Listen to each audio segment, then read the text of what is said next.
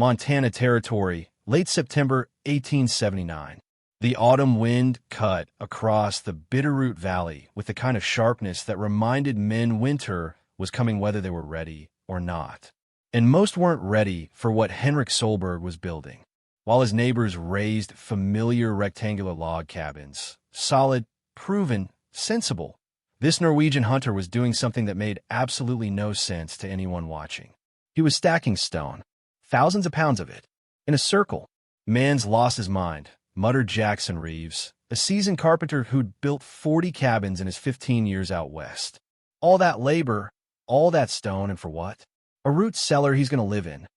But Solberg kept working, kept selecting each sandstone block, kept shaping the walls into a perfect curve that defied every convention of frontier construction. What did this quiet Norwegian understand about surviving mountain winters that men with decades of American frontier experience had completely missed? If you're watching this from somewhere cold right now, you're about to discover a heating secret that could cut your fuel costs in half. But first, hit that like button, subscribe to this channel, and drop a comment telling me where you're watching from. Because what I'm about to show you isn't just history. It's engineering wisdom that could change how you think about staying warm. And if you stick with me to the end, I'll reveal the exact measurements that prove this crazy design wasn't crazy at all. Now, let's go back to that September day and meet the man everyone thought was a fool. Henrik Solberg had killed his first elk at age 12 in the mountains above Stavanger. By 34, he'd tracked game across 3 territories and survived winters that buried lesser men. But it wasn't his hunting skill that made him different. It was his memory.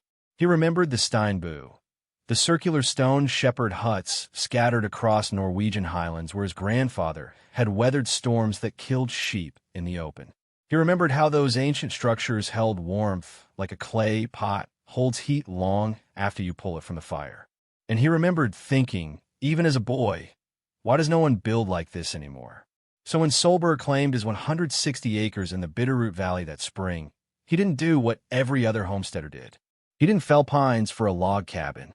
Instead, he spent 2 months selecting stone from a limestone and sandstone outcrop 3 miles south. Dense stone, heavy stone, the kind that made other men shake their heads. "You planning to build a fortress or a home?" asked William Marsh, whose own cabin was rising nicely. "Straight logs, square corners, shingled roof, everything proper. A home that stays warm," Solberg replied in his thick accent, his hands already calloused from moving rock.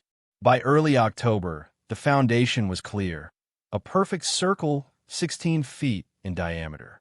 No corners, no angles, just a continuous curve of stone sunk 18 inches into the mountain soil.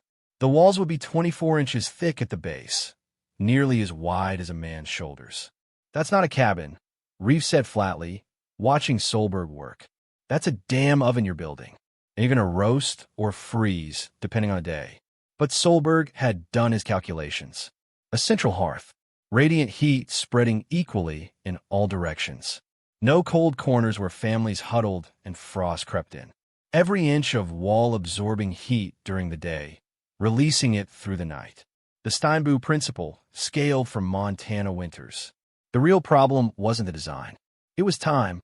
First snow usually hit by mid-November. He had 6 weeks to get walls up and a roof on. 6 weeks to prove he wasn't insane. He worked alone, sunrise to sunset, lifting, setting, mortaring. Each stone chosen for density and fit. The curve rising slowly, deliberately, while rectangular cabins shot up around him in half the time. "September's almost gone. Henrik," Marsh called out one evening. "You sure you're going to make it?" Solberg wiped sweat from his brow, looked at the waist-high walls, and nodded once. He wasn't sure at all, but he was committed. What Solberg was building would have made perfect sense to a Norwegian shepherd from the 1600s. To Montana homesteaders in 1879, it looked like madness wrapped in stubbornness. The design was deceptively simple. A cylinder of stone, 16 feet across, walls 24 inches thick at the base, tapering to 18 inches at the roofline. But simplicity in form meant complexity in execution. He'd chosen his stone with the precision of a master mason, though he'd never apprenticed as one. Sandstone for the outer layers, porous enough to insulate, dense enough to hold mass.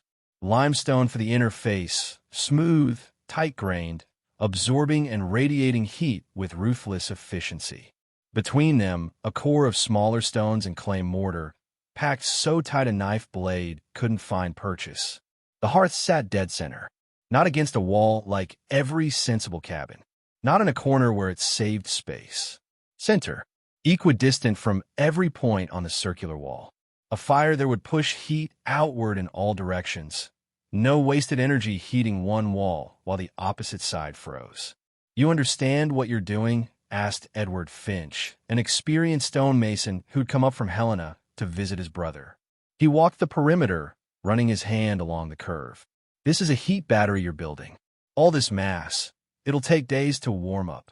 "Yes," Solberg said, "and days to cool down." Finch paused. The implication hit him.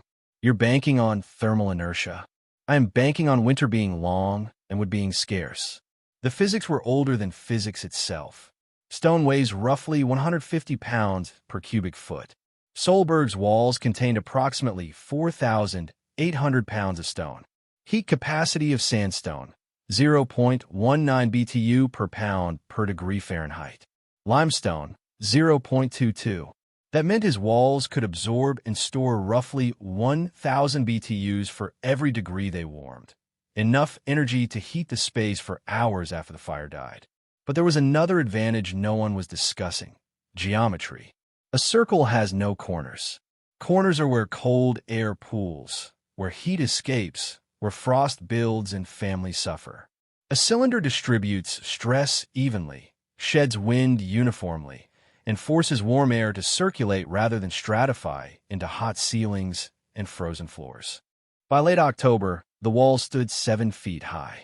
The roof would be simple: lodgepole pine rafters converging at a central smoke hole, covered with sod for insulation. No fancy carpentry, just function. Finch watched the final stones go up and shook his head slowly. "If this works, Henrik, you'll have proven that half of what we think we know about frontier building is wrong." "If it doesn't work," Solberg replied, his eyes on the darkening sky, "I will freeze like everyone said." He finished the roof on November 3rd. 8 days later, the first snow fell. The mockery started even before the walls were waist-high, but reached full intensity once the structure was complete. "It's a grain silo with a door," Jackson Reeves announced to anyone who'd listen at the Stevensville Trading Post. "Man spent 3 months building what the rest of us finished in 3 weeks." William Marsh, who genuinely liked Solberg despite thinking him foolish, tried a gentler critique. "Henrik, I've been through 6 winters out here. Corners aren't the enemy. They're where you stack your stores, hang your gear, make use of space." "You got what? A circle? Where do you put anything?" But the harshest criticism came from men who knew construction. "Stone loses heat faster than wood," said Daniel Whitmore, who'd built 12 homesteads across the territory. "Everyone knows that. You touch a log wall in winter, it's cool but bearable. You touch stone, it's ice. That cabin's going to be a meat locker come January." Edward Finch, the Hellenist stonemason, had initially been intrigued. But even he expressed doubts in the end. "The principle is sound on paper, Henrik. Thermal mass works in castles in Europe where they've got massive fires and servants to tend them. But out here, you'll burn through your entire woodpile trying to heat all that stone. By February, you'll be sleeping at a neighbor's hearth." The technical arguments sounded convincing. Stone does conduct heat, drawing warmth away from skin, making surfaces feel colder than wood of the same temperature. And heating mass does require energy, substantial energy. Every pound of stone needed to rise from freezing to comfortable represented BTUs that could have warmed air instead. "It's basic thermodynamics," Whitmore continued, his voice carrying the confidence of experience. "Wood insulates. Stone conducts. You've built a beautiful, perfectly round conductor of cold. I genuinely hope I'm wrong, because I like you, Henrik. But I'm not wrong." The women were kinder, but no less skeptical. Martha Reeves, Jackson's wife, brought Solberg a loaf of bread in mid-November. "You'll always have a place at our table if the cold gets too fierce," she said quietly. No shame in admitting a design doesn't work. Even children joined in. Roundhouse, roundhouse, they'd chant, making circles with their arms, laughing as only children can at anything different. Solberg endured it all with the same quiet Norwegian stoicism he'd shown since arriving. He didn't argue, didn't defend, didn't explain his calculations or cite his grandfather's Steinbu. He simply moved his belongings into the circular stone cabin on November 12th, built his first fire in the central hearth, and closed the heavy wooden door behind him. Outside, the temperature was dropping. Inside, the real test was beginning. And across the valley, 43 rectangular log cabins stood ready to prove they'd been right all along. January 1880 arrived with the kind of cold that made men religious. The first week was brutal. Temperatures hovering near zero, wind tearing down from the bitter roots with enough force to pry loose shingles and find every gap in every wall. But it was survivable. Frontier families knew how to endure zero. They banked fires, hung blankets over windows, wore everything they owned. Then January 11th came. The cold front swept down from Canada like judgment itself. By noon, thermometers read 10 below. By sunset, -25. By midnight, -35 degrees Fahrenheit. And it stayed there. For 6 days, the Bitterroot Valley existed in a state that tested the absolute limits of log cabin construction. At the Reeves household, Jackson woke every 2 hours to feed the fire. His family slept in layers, huddled together, breath visible even 3 feet from the hearth. The inside walls sprouted frost. Water buckets froze solid despite being near the fire. "We're burning a cord every 4 days," he told his wife through chattering teeth. "At this rate, we won't make it to March." At the Marsh cabin, conditions were similar. William had positioned his family's bedrolls in a tight semicircle around the fireplace, the only zone where temperature climbed above freezing. The far corners of the cabin measured 8 degrees Fahrenheit. 8, barely warmer than outside. "This is the worst I've seen," he admitted to his oldest son. 1871 was cold, but nothing like this. Across the valley, the story repeated. Families rationing firewood. Children crying from cold despite being wrapped in everything fabric the household owned. Men making dangerous nighttime trips to woodpiles, risking frostbite to keep fires alive. And then there was Henrik Solberg's round stone cabin. On January 14th, the 4th day of the deep freeze, William Marsh made the trek through knee-deep snow to check on the Norwegian hunter. He expected to find Solberg half-frozen, maybe delirious, possibly in need of rescue. He knocked. The door opened. A wall of warmth hit Marsh's face. Solberg stood there in his shirt sleeves. Not a coat, not a blanket wrapped around his shoulders. Shirt sleeves. His face wasn't pinched with cold. His hands weren't shaking. Behind him, the interior of the stone cabin glowed with a comfort that seemed physically impossible. William Solberg greeted him. "Come in from the cold." Marsh stepped inside, and his world tilted. The air was warm. Not less cold than outside warm. Actually, genuinely, blissfully warm. He could feel his face thawing, his fingers beginning to ache as circulation returned. In the center, a modest fire burned, smaller than the roaring blaze Marsh had maintained constantly for days. "How?" Marsh managed. "How is this possible?" Solberg gestured at the walls. "Touch them." Marsh placed his palm against the inner stone surface. It was warm, not hot warm, like sun-heated rock in summer. The entire circular wall radiated gentle, constant heat. "I'll light a good fire in the morning," Solberg explained. "Another in the evening. The stone absorbs it, holds it, gives it back slowly. All night, all day. The heat has nowhere to escape. It just circles, radiates, stays." Marsh pulled a small thermometer from his coat pocket. He'd started carrying it to track the cold. He held it up. 68 degrees Fahrenheit. 68, while his own cabin barely maintained 15. "Dear God," Marsh whispered. "You were right. You were completely right. The stone walls that everyone mocked. They weren't conducting cold. They were storing heat. And they were doing it so efficiently that Solberg was surviving the worst cold snap in a decade while using half the firewood of his doubters. But the real question was, Could the neighbors swallow their pride long enough to learn? Drop a like if you think they did, and subscribe because the measurements I'm about to show you will change everything you thought you knew about staying warm. Comment below, what's the coldest winter you've ever survived? The test wasn't over, but the verdict was already in. Word spread faster than the cold itself. By January 16th, 7 men had visited Solberg's cabin, each carrying their own thermometers, each needing to see the impossible with their own eyes. What they found shattered every assumption they'd carried about frontier heating. Jackson Reeves arrived, skeptical, and left silent. He'd measured his own cabin that morning, 12 degrees Fahrenheit inside, with a fire consuming logs at a rate that terrified him. He measured Solberg's cabin, 68 degrees, with a fire half the size, burning half as often. The differential is 56 degrees, Reeves said quietly, staring at his thermometer like it had betrayed him. In equivalent conditions, his cabin maintains 56 degrees more warmth than mine. But the temperature was only part of the story. Daniel Whitmore, the builder who declared stone a conductor of cold, conducted his own test. He let Solberg's evening fire die completely at 8 p.m., then monitored the temperature through the night. At midnight, 64 degrees. At 4 a.m., 58 degrees. At 8 a.m., a full 12 hours after the fire died, 52 degrees. 12 hours of heat retention, Whitmore said, his voice carrying none of its earlier certainty. From thermal mass alone, my cabin loses 20 degrees in the first 2 hours after the fire goes out. The mathematics were undeniable.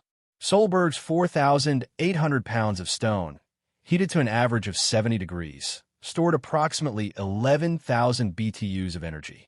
That heat radiated inward constantly, evenly, relentlessly. No cold corners, no stratification, just continuous, gentle warmth circulating through the cylindrical space. Edward Finch, the Hellenist stonemason, returned with a measuring tape and notebook. He documented everything. Wall thickness, 24 inches at base, 18 at roofline.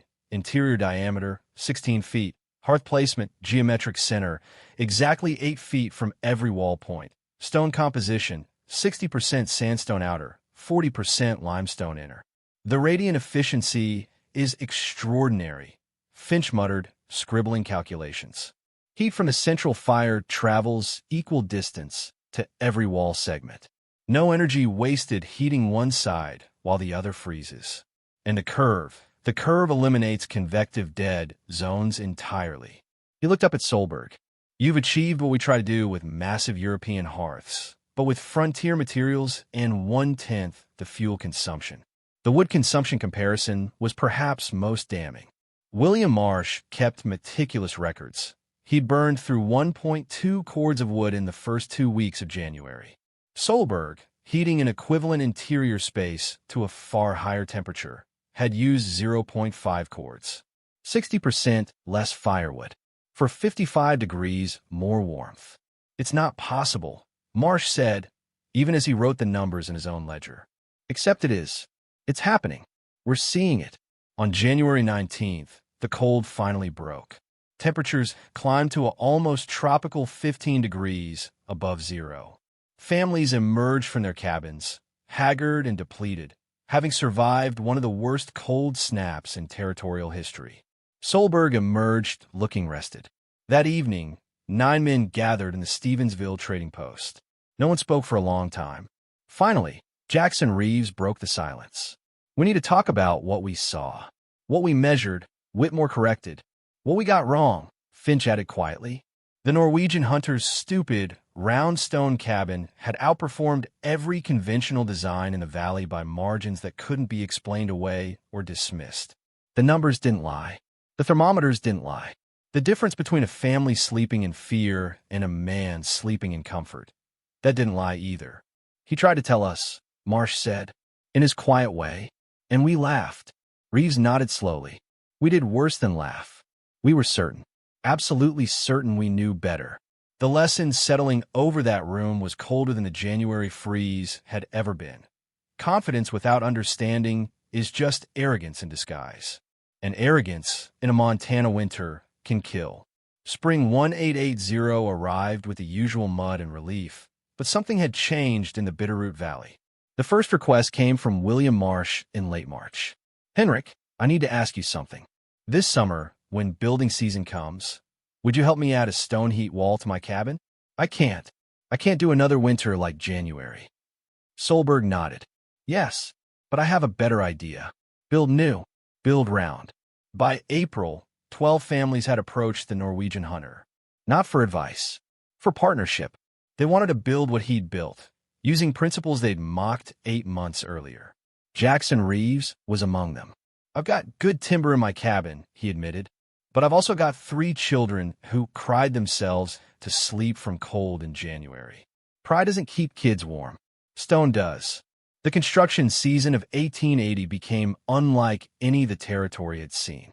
Solberg shared his design freely. The dimensions, the stone selection process, the central hearth placement, the geometry that made it all work.